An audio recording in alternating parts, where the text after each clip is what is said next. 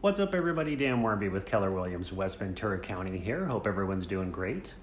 This week, I wanted to go over something that often trips people up in the California RPA, and that's the timelines.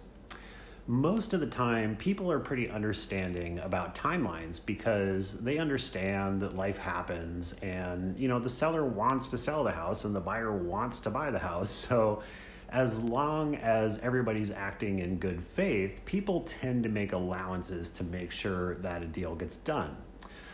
But, and this is more and more the case these days, timelines can really start to matter, and it's vital that they be adhered to because of, say, the time requirements of a 1031 exchange, or maybe there's another deal that's contingent on the sale of a property.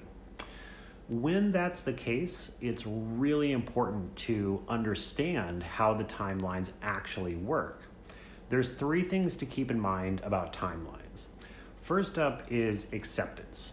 The day of acceptance is really important because it's how every other timeline in the deal is actually calculated. Acceptance is the day the offer was accepted in writing and delivered back and personally received by the other party. In the new RPA, there's actually a field designated to provide emails that are official and that constitute that delivery. Since all the timelines are written as days after acceptance, the day of acceptance is technically day 0, not day 1. The second point is you count calendar days, not business days. The RPA defines days as calendar days, so even if it's a weekend or a holiday, those days count. There are a couple of exceptions. The first is the earnest money deposit. That allows for 3 business days, and the second is if the last day of a contingency period falls on a weekend or a holiday.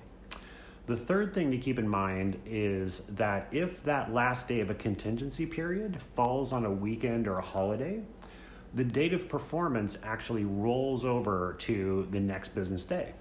All in all, people are generally pretty understanding in a real estate transaction, but timelines are there for a reason, and you can modify them any way you want when you're writing the offer. So there's no real reason it should become a problem.